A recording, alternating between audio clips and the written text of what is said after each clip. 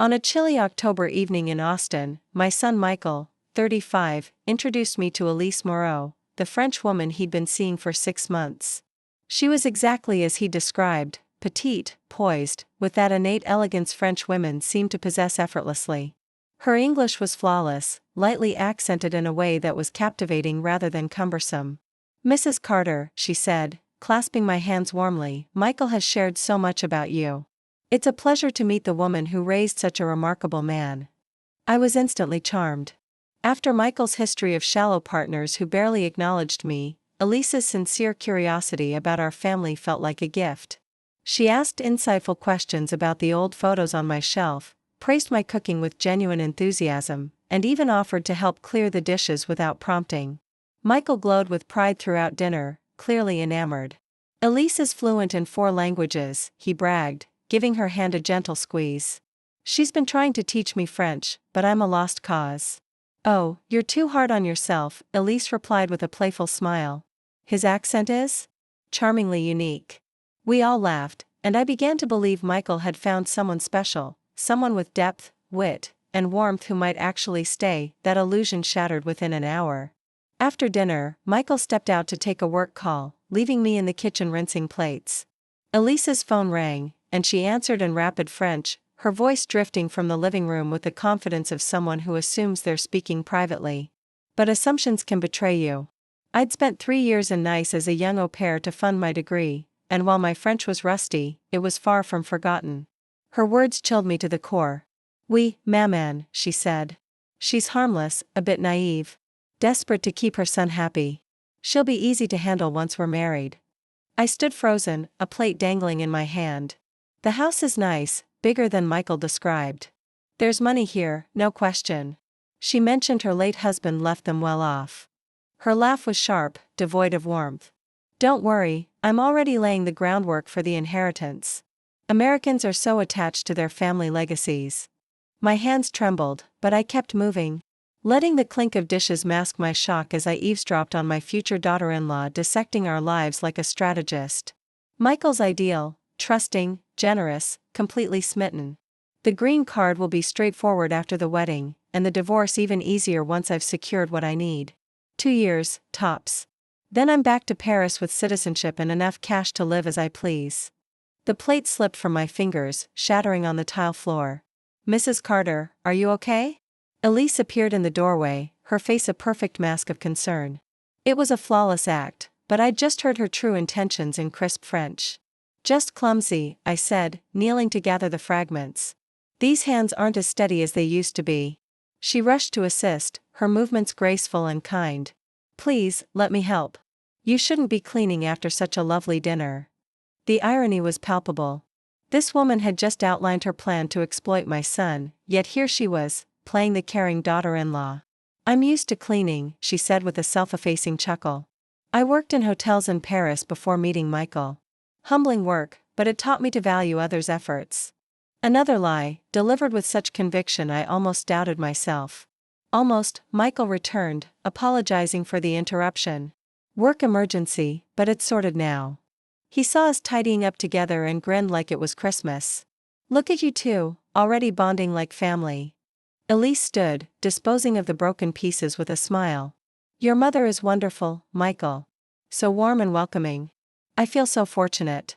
She was masterful, every gesture, every word crafted to reinforce her persona as the grateful outsider enchanted by our family. I managed a response. "You're too kind. Michael's right, you fit right in." We moved to the living room for coffee, where Elise spun tales of her life in France, a struggling artist's journey, a challenging childhood that made her value Michael's stability, dreams of a new life in America with the right man.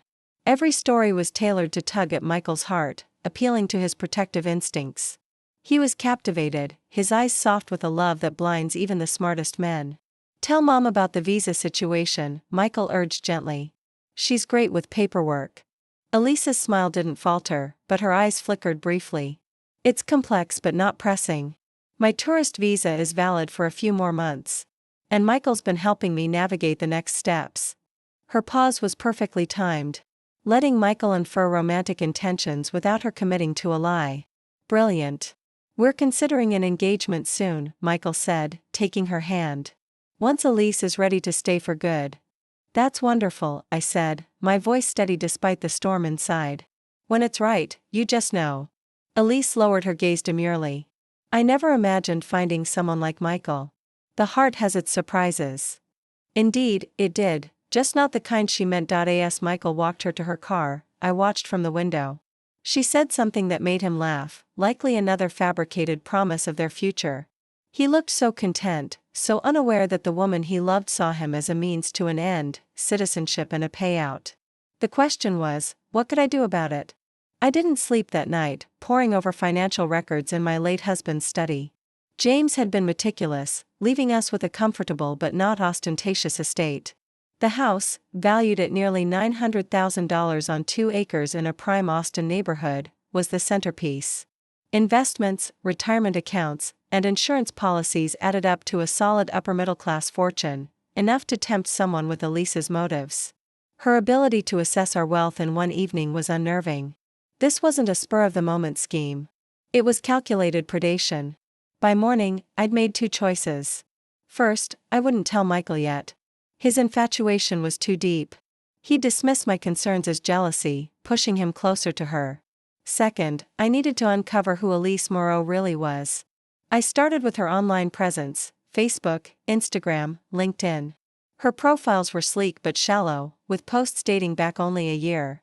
No childhood friends, no family tagged, just generic Parisian snapshots anyone could have taken. Her LinkedIn listed hospitality jobs in Paris, but the companies were vague, with no connections or endorsements.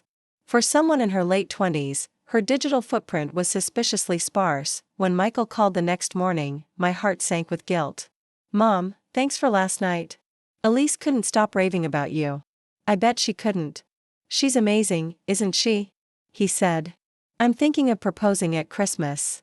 It's fast, but it feels right. My stomach churned. Christmas was 2 months away. That's exciting, Michael. Have you planned the proposal? As he shared his ideas, I calculated her timeline: marriage by January, green card application by spring, permanent residency in 2 years, citizenship in 4, then divorce to maximize her share. A 4-year plan to ruin my son's life. Mom, you there? Sorry, just thrilled for you, I lied. Have you met her family? Not in person, but we video chat. They're in Lyon. Her dad's a retired professor, her mom's in city administration. Traditional folks. They want to meet me before we get serious. Traditional, or complicit in her scheme? Maybe you should visit them first, I suggested. Get to know her roots. Actually, they're coming here next month. Elise wants them to meet you before we make it official. Of course, charm the family, secure the engagement, rush to the altar before questions arise. After the call, I faced a dilemma. A private investigator felt like a betrayal of Michael's trust, but confronting Elise with only an overheard conversation was risky. She was too skilled. I decided to play her game, gathering evidence while she thought she was in control. Then I remembered my cousin Laura, who worked in immigration services at the State Department.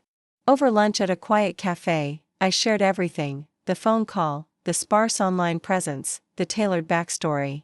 Laura's face grew grim. Those are classic red flags for marriage fraud, she said, pulling up a government checklist on her phone. Elise ticked nearly every box: rushed timeline, financial motives, vague background, age gap, emotional manipulation. Knowing and proving are different, Laura warned.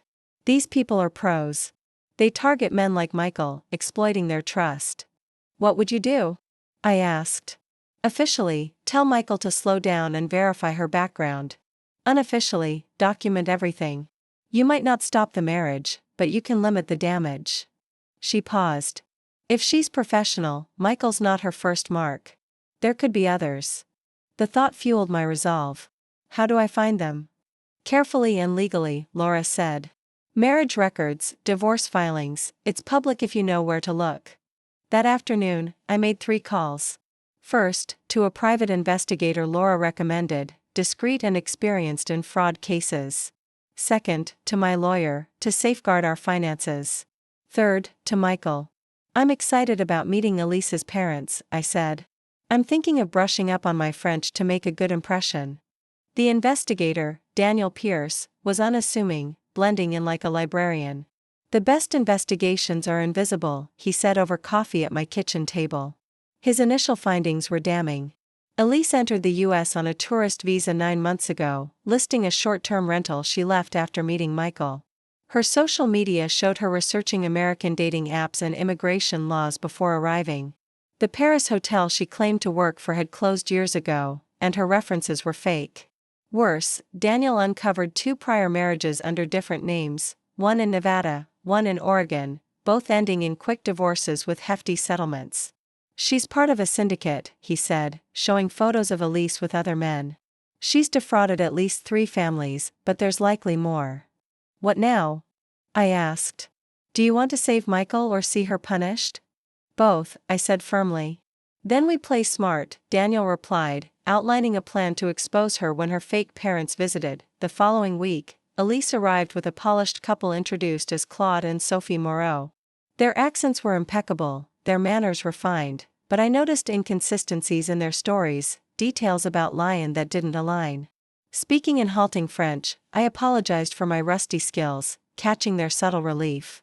They hadn't expected me to understand their private exchanges. During dinner, while Michael fetched dessert, I overheard them in French. "She's naive but sharp," Elise whispered. "Stay consistent. We're close." "The son's completely taken," Claude replied. "When's the proposal?" "Christmas Eve, then a New Year's wedding." Perfect timing. They thought I was clueless, but I understood every word. As they left, Sophie squeezed my hands.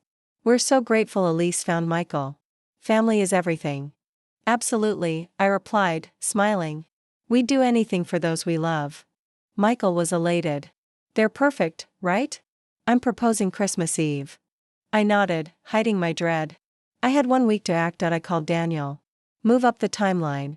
The next day, he presented a plan. Agent Emily Ruiz from ICE would interrupt Christmas Eve dinner, arresting Elise based on his evidence, bank records, fake identities, and recorded calls with her handler. "Timing is everything," Daniel said. "Too early, she bolts. Too late, Michael proposes." That evening, I prepared dinner like an actor on opening night, setting the table with heirloom china. Michael arrived with Elise, who looked stunning in a crimson dress. He was nervous, patting the pocket with my mother's ring. Agent Ruiz, posing as a friend's cousin, joined us, blending in seamlessly.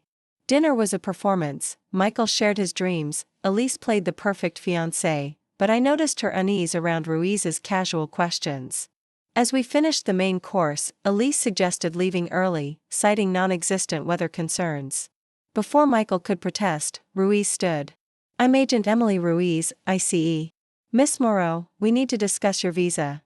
Elise's charm vanished, her accent dropping to reveal flat American English. "My papers are fine," she said coldly. Ruiz showed Michael the evidence. "Her real name is Jessica Lane. She's wanted for fraud across 6 states. Michael dropped the ring box, stunned. "Mom, you knew?" "I tried to protect you," I said, but his hurt was palpable. Jessica laughed cruelly. "You're so predictable, Michael. I studied you for weeks. That book I was reading when we met? Chosen to hook you." As Ruiz cuffed her, Jessica turned to me. "You've ruined your son's trust and love." Then, a final twist, "There's a real Elise Moreau in Lion, 27, a hotel worker. I stole her identity. Your investigation might ruin her life too." After Jessica's arrest, Michael was devastated. "You knew for weeks and didn't tell me." "You wouldn't have believed me," I said. He left, needing space. But Jessica's revelation about the real Elise gave me a new mission. I tasked Daniel with finding her. 2 months later, I met the real Elise at the airport. She was warm, genuine, everything Jessica wasn't. Her life had been upended by the identity theft, her accounts frozen, her reputation tarnished. Over 3 days, we bonded over her honesty and struggles, including her mother's illness. Michael met her at a cafe, and their connection was real, unforced. He later visited her in Lyon, not for romance but to understand her world. Months later, they married in a quiet Provence ceremony. I'd saved Michael from a con but strained our bond. In protecting him, I'd started a new story, one of trust, healing, and a love built on truth.